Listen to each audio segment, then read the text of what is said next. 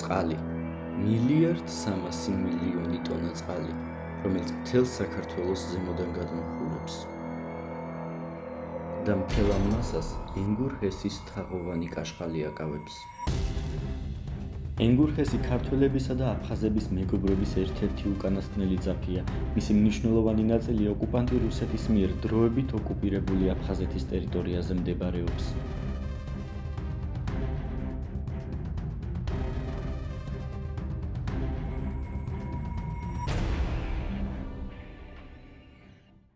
სამეგრელო 2025 წლის 28 სექტემბერი.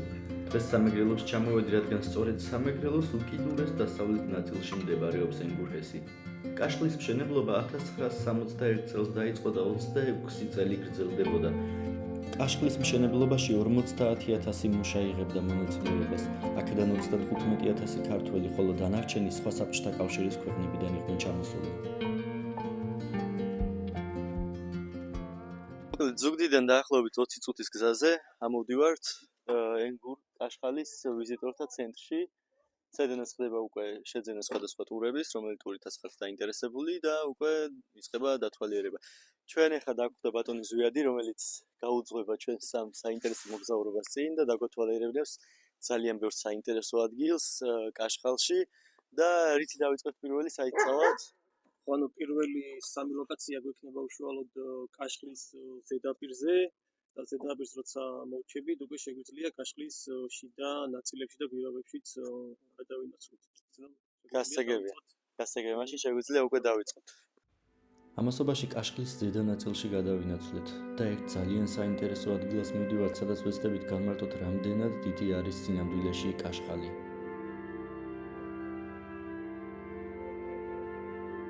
მეურს გონია, რომ ენგურჰესი არის უბრალოდ ეს ერთი ნაგებობა და გორჩა ყველაფერი.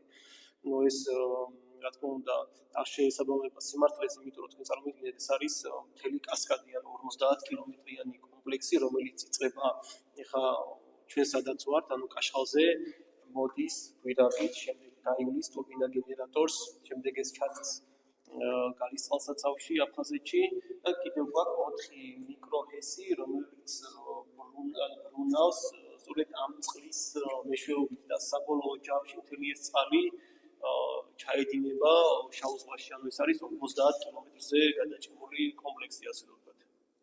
ანუ ჯამში გადის 50 კილომეტრს. ჯამში გადის კი ამ დანიშნულების წერილი და დანიშნულების კი. ანუ ჩვენ ენგურის კაშხალიდან შავ ზღვაში ჩაედინება ეს წყალი. შავ ზღვამდე გადის. ხო, ეხა ეს არის სადერივაციო გვირაბი, სადაც გადის წყალი. ეს არის 15 კილომეტრიანი გვირაბი, სადაც ეხლაც გადის უზარმაზარი რაოდენობით წყალი, მთელი ის წყალი გაივლის ამ 15 კილომეტრიან გვირაბს და 15 კილომეტრი რომ მორჩება, აქ ვარდნა ამ წყალს, სადაც ხდება ელექტროენერგიის გამომუშავება. როგორც გითხარით, ეს არის 9,5 მეტრის დიამეტრის. თქვენ წარმოიდგინეთ და მთლიანად სავსე არის წყლით, დაახლოებით 40 ატმოსფერო არის წყლის წნევა, რითაც ის გაედინება შიგნით. ენგურჰესი ყოველწლიურად დაახლოებით 4 მილიარდ კილოვატ-საათ ელექტროენერგიას გამოიმუშავებს და აქვს 1300 მეგავატის სიმძლავრე. იგი საქართველოს საერთო ელექტროენერგიის მოთხოვნის 35-40%-ს ფარავს და ელექტროენერგიით სრულად ამარაგებს დროებით ოკუპირებულ აფხაზეთს. თუ ენგურჰესზე ერთხელ მაინც ყოფილიყართ, აუცილებლად დაინახავდით მის ზემოთ მოდივდივი აი ამ მექანიზმს, რომელსაც ძალიან საინტერესო დანიშნულება აქვს. ამით ხდება სილის ამოღება კაშხლის ფსკერიდან, იმიტომ რომ ამ ფარებს, რომელიც ამაგრებს წყალს, უჭირს დაკეტვა ამ ქვიშის გამო. ამიტომ ეს ჩამოიტანეს ევროპიდან ეს მექანიზმი და ამღრევს ამ ქვიშას და აქეთ ტუმბავს და აქეთ ყრის მეორე მხარეს. იმ გვირაბში შედის, გაივლის ტურბინებს და საბოლოო ჯამში ჩადის შავ ზღვაში წყალთან ერთად. ენგურჰესის ტერიტორიაზე ძალიან ბევრი საინტერესო ატრაქციაა, მათ შორის ერთ-ერთი ეს ზიპლაინია, რომელიც კიდევ უფრო საინტერესოს და მიმზიდველს გახდის ამ ადგილს როგორც ადგილობრივებისთვის, ასევე ტურისტებისთვის. ჩემს უკან კონსტრუქციას, რომელსაც ხედავთ მშენებლობის პროცესში, ეს არის ზიპლაინი, რომელიც მოეწყობა აქ და ძალიან მალე დასრულება დაახლოებით უკვე რამდენიმე თვეში იქნება მზად. ზიპლაინი იქნება დაახლოებით 4 ზოლიანი და იქნება 600 მეტრიანი, ხოლო 600 მეტრის დაშვების დრო კი იქნება 2 წუთი, რაც ძალიან სწრაფი იქნება და ძალიან საინტერესო ატრაქცია იქნება. ამიტომ ვფიქრობ, რომ გაზაფხულზე უკვე შეგიძლიათ თან უფრო ადრეც მოხვიდეთ აქ და აი ეს ატრაქცია მოსინჯოთ. ძალიან ველოდები როდის გაიხსნება, იმიტომ რომ საქართველოში სხვათა შორის არ არის ბევრი ადგილი, სადაც შეიძლება აი ასეთი განსაკუთრებული ხედი კონდეს ზიპლაინიდან და ეს ძალიან საინტერესო იქნება როგორც ტურიზმისთვის, ასევე ადგილობრივი მოსახლეობისთვის, იმიტომ რომ ძალიან ბევრ საინტერესო რაღაცას ნახავთ აქ.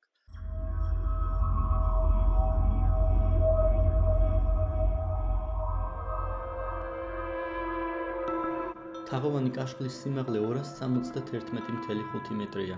კედლის სიგრძე 728 მეტრი. კედლის ზედა ნაწილში მისი სისქეა 10 მეტრი, შუა ნაწილში 50, ხოლო ფუნდამენტთან 90 მეტრის სისქისაა.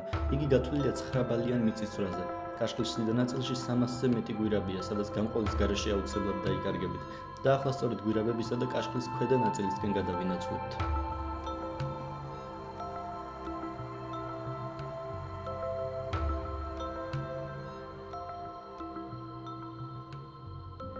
ჩვენს უკან არის 1.1 მილიონი კუბური მეტრი წყალი, რომლის დარეგულირება, ეხა ეს ხანძრებიანი შენობა, რომელიც არის, აი სწორედ ის შენობის შიგნიდან ხდება ამ უზარმაზარი წყლის მოცულობის რეგულირება, ასე რომ ვთქვათ.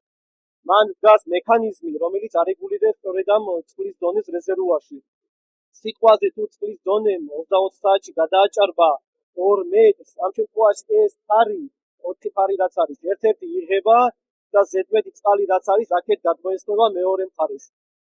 თქვენ წარმოიდგინეთ, მარტო ერთი ფარიდან წამში გადმოდის დაახლოებით 450.000 ლიტრი წყალი. ეს არის დაახლოებით 9 მილიონი ლიტრი წყალი წამში.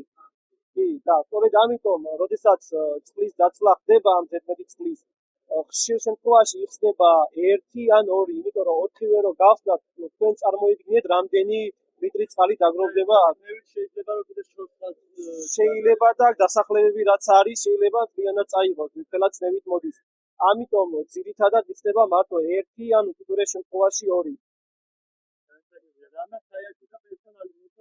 ეხლა რა თქმა უნდა, კი ბატონო, ან 24/7-ზე აქ ხდება წყლის დონის რეგულირება. ზემოთ არის სპეციალური გამოყოფილი ოფისები, საიდანაც ხდება ამ წყლის დონის რეგულირება. არა, ეხლა წესით, რაც გადმოდის, ეგეც არ უნდა გადმოდიოდეს, იმიტომ რომ ზემოთ ჩვენ ნახეთ ის დანადგარი, ჩვენ აღვნიშნეთ, რომ ქვიშას იღებს ქვემოდან, იმიტომ რომ შეიძლება ფარები ბოლომდე ვერ ჩავიდეს ქვიშის გამოდან. სწორედ ეგ ქვიშა არის პრობლემა. ამ ფარების რო ვერ კედავს, ანუ ფარები ვერ ჩადის ბოლომდე.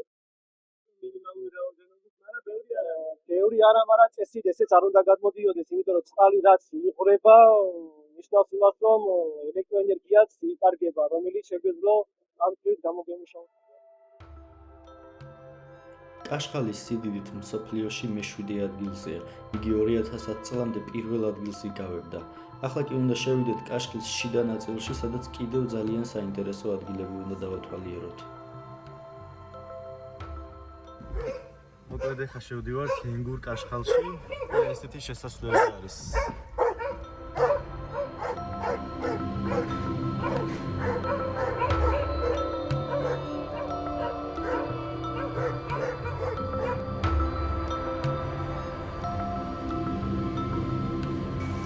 ეხლა ჩვენ მივდივართ იქით, ხო? იქით შევიდე, ესე დავათვალიერო. რომელი საიტი წავიდეთ პირველი? როგორ? ხო. გავჩერდით. Arreta sadać nad gadus stra teriti medzi dialektów słowo jeńczy albo Юнчи ხანი რეგემიც არის, ხანის ვიზა და სპეციალური წყალი ოკუპირებულ აფხაზეთამდე. ეხლა წავიდეთ ხანის სიგრძე, უბრალოდ სისქე ამ კარის არის დაახლოებით 2 მეტრი.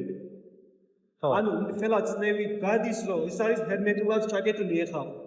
ანუ ამ კარის შედუღება ხდება, როცა მისი დაკეტვა არის საჭირო, იმიტომ რომ ხელად წნევით გამოდის, შეიძლება აქეთ გამოხეთოს. ამიტომ დეტალს შეგიღებენ. და სიტყვაზე, როდესაც სიგნის შესვლა არის საჭირო, ამ შემთხვევაში ხდება მისი გაჭრა. და ისე შედიოდა. შეიძლება ახლოს მისვლა? ზიგრად გონი ვერ შევავთ, იმიტომ რომ ძალიან ბევრი წყალი არა, აი ეს ცალკე გაგანა.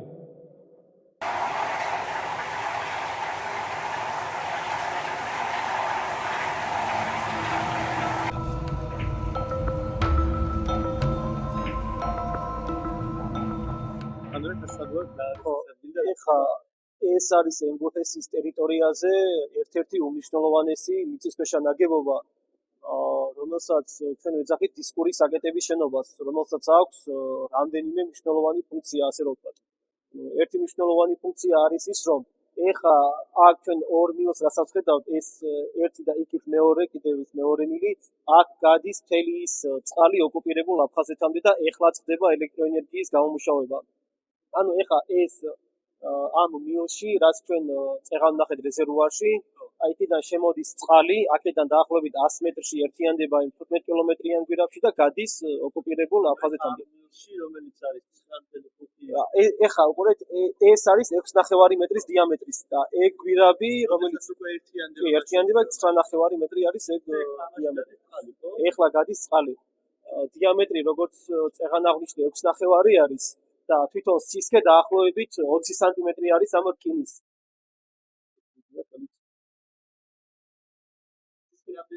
სისქე დაახლოებით 20 სანტიმეტრი არის. და ეხლა რიგიცნობა რომ ამაში წყალი არის და საერთოდ დაცული არის. და მეორე ფუნქცია არის ის, რომ საჭიროების შემთხვევაში იკეტება. ეს არის ნასოსი, ჩამკეტი, ასე რომ ვთქვათ. ეს არის ავტომატური ჩამკეტი. და სიტყვაზე, როდესაც ვამბობთ, რომ მიდის რეაბილიტაცია და ენგურჰესი გაკეტილი არის, აი სწორედ ამ შენობიდან იკეტება, ასე ვთქვათ, ენგურჰესი და ჩერდება სწორედ ამ შენობიდან. ეხლა ჩვენ სადაც ვართ, შესაბამისად არის ერთ-ერთი ყველაზე მნიშვნელოვანი ნაგებობა ნაწილი ენგურჰესის ტერიტორიაზე. და ეს ნასოსები აკავებს აი ამ ხელწყლის წნევას და ეხლა უკვე მოვჩით აი ამ ადგილის გადაღებას და ჩავდივართ უკვე ქვედა მხარეს, სადაც კიდევ უფრო საინტერესო რაღაცები გვეუბნება და ვნახოთ ერთი გადავინაცვლოთ რა ხდება ქვემოთ.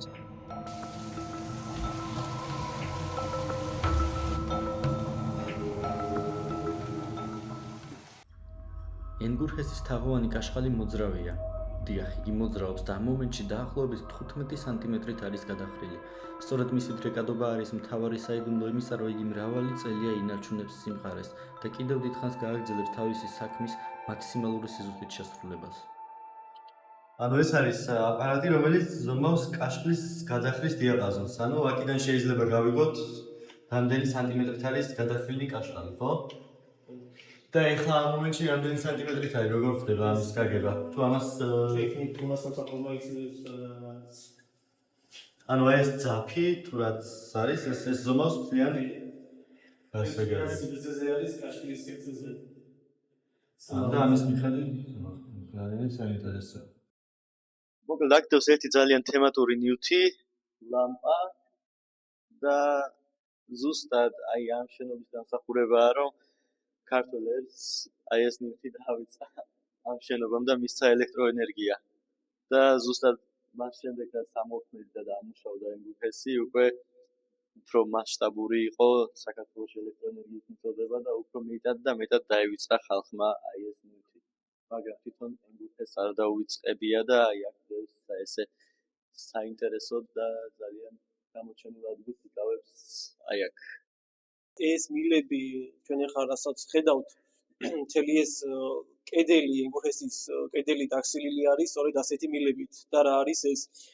ეს არის კაშხლის ბეტონის გაციების სისტემა იყო. მაშინ როცა ასხამდნენ ამ ბეტონს, იმიტომ რომ ბეტონის თვისება რა არის? ბეტონის თვისება ისეთი არის, რომ როდესაც დიდი რაოდენობით ესმება და აქ ჩასმული არის 4 მილიონი კუბური მეტრი და ის ცხელდება. ისე ცხელდება, რომ ის ცხელი თუ დატოვე, შეიძლება დროთა განმავლობაში კედელი გაიბზაროს. ამიტომ მთელი ეს ენგურჰესის კედლები დაგსელეს ასეთი მილებით, შიგნით გაუშვეს ცივი წყალი, რომელიც აციებდა ამ ბეტონს. და ესე იგი მთელი ეს კონსტრუქცია არის შიგნით დაგსელილი კი, და თქვენ წარმოიდგინეთ, ეს არის 4.5 მილიონი მეტრი, აი ასეთი მილებით დაქცეული არის მთელი კაშხალი. საერთო ჯამში 4.5 მილიონი მეტრი. ეს არის თუ არსები 4500 მეტრი. ანუ 4500 მეტრის მილებით არის დაქცეული 4500 კილომეტრი კი დაქცეული არის სწორედ ასეთი მილებით და თავდაპირველად ეს თუ არ ვცდები ეს ტექნოლოგია გამოიგონეს ჰუერის კაშხალზე რომელიც 30-იან წლებში აშენდა ამერიკის შეერთებულ შტატებში და როგორც შეგვიძლია გამოიყენეს ჩვენთან და როგორც ინჟინრები ამბობენ ეხა ეს გაციების სისტემა რო არ ყოფილიყო ბეტონი ეხა ეს ბეტონი საერთო ჯამში ეხა ჩვენ რასაც ხედავთ ეს რო არ ყოფილიყო გაციებული მარტივად ასე ვთქვათ გადაწყდებოდა წყლის მოწოლის შედეგად და ეს რო არ ყოფილიყო დღესაც არ იქნებოდა გაციებული ეს კედელი და დღესაც ეს მილები არის სასიცოცხლო მნიშვნელობის ეს მაშინ იყო დღეს უკვე აღარ ხო მაგრამ როდეს მშენებლობის პროცესში იყო კი ეს იყო სასიცოცხლოდ მნიშვნელოვანი ეხლა ალბათ შევიდეთ უკვე იქით კი ეხლა შეგვიძლია სხვადასხვა ინსტალაციების დავათვალიერებთ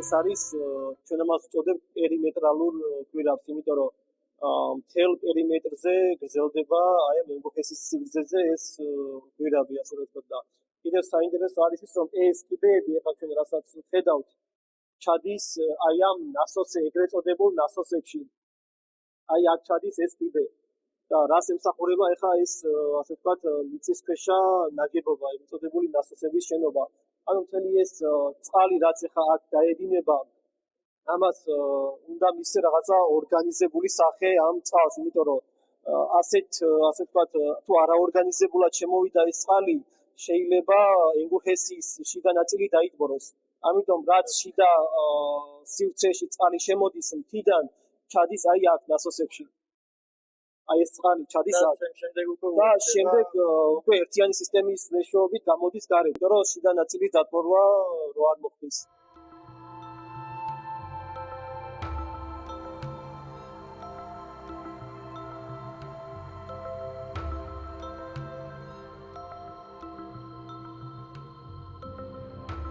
მოკლედ ეხლა ვართ იმ განყოფილებაში, რომელი განყოფილებაც არის პასუხისმგებელი ფარების გახსნაზე და დახურვაზე, ხო? კი, ანუ კი სწორად აღნიშნე, ანუ ეს არის კონკრეტულად ამ შენობას ქვია კაშხლის ფარების შენობა. იმიტომ რომ ქვედა ფარები რაც არის და რომლის გაღების და დაკეტვის შედეგად ასე ვთქვათ რეგულირდება წყლის დონე, სწორედ იმას არეგულირებს ეს მექანიზმი და ზოგადად მთელი ეს შენობა. სიტყვაზე 24 საათის მანძილზე როგორც წეღან აღნიშნე თუ მოიმატა 2 მეტრზე მაღლა წყლის დონემ რეზერვუარში ეს ნიშნავს იმას რომ კედელს მოაწვა ძალიან დიდი რაოდენობით წყალი და ზედმეტმა შეიძლება რამე დააზიანოს კედელი და ასე შემდეგ ამიტომ ეს მექანიზმი არის პასუხისმგებელი იმაზე რომ ამოწიოს ეს ფარები და ზედმეტი წყალი რაც არის აქეთ გადაღვაროს მეორე მხარეს გასაგებია ესე იგი, როდესაც ხდება რომ უკვე არის დიდი რაოდენობით წყალი კაშხალში, ზემოთ, ესე იგი ეს ხსნის ავტომატურად იმ მიზნით რომ არ მოხდეს ზედმეტი სიმძიმის დაცვა კაშხალში. კი, აბსოლუტურად სწორი არის. ისევ როგორც სხვა ყველა ელემენტები, რომლებიც აქ ნახეთ, ესეც სასიცოცხლო მნიშვნელობის არის. რა თქმა უნდა და კი. შეიძლება ითქვას რომ ერთ-ერთი ძირითადი იმ დისკურს აკეთებთან ერთად არის სწორედ კაშხლის ფარების შენობა. იმიტომ რომ ზედმეტმა წყალმა შეიძლება დაანგრიოს ხომ სოფლიოში ერთ-ერთი ყველაზე მაღალი ნაგებობა. შესაბამისად, ერთ-ერთი მნიშვნელოვანი ფუნქცია აქვს შედეგები ამ. კი ბატონო, ეგ ესეც ძალიან მნიშვნელოვანი არის რომ ეს ყოველთვის იყოს მზადყოფნაში. კი, რა თქმა უნდა და კიდევ ერთი არის ის რომ სწორედ ეს შენობა უზრუნველყოფს იმას რომ ეს სწორედ ნელ-ნელა აივსოს წყლის დონე ამ რეზერვუარში. ხო, და არა ერთიანი. და არა ერთბაშად კი ბატონო, ასე.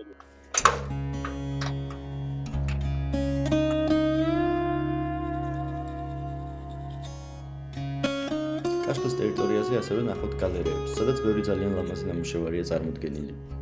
ხო, ეხა ეს არის კლდის ხელოვნების გალერეა, რომელიც მოვაწყვეთ სპეციალურად ჩვენი ვიზიტორებისთვის და ზოგადად ბევრი ვიზიტორი ვინც მოდის ხშირად სვამს კითხვას თუ რა კავშირი აქვს ამ ყველაფერს კაშხალთან. საქმე ის არის რომ კავშირი არ აქვს უბრალოდ გვინდა რომ ეს ადგილი გავხადოთ ასე ვთქვათ მიმზიდველი ნებისმიერი გეოვნების მქონე ადამიანის სიტყვაზე, ვისაც უყვარს პრეისტორია, ხელოვნება და ასე შემდეგ, ზუსტად მისთვის არის ეს ადგილი.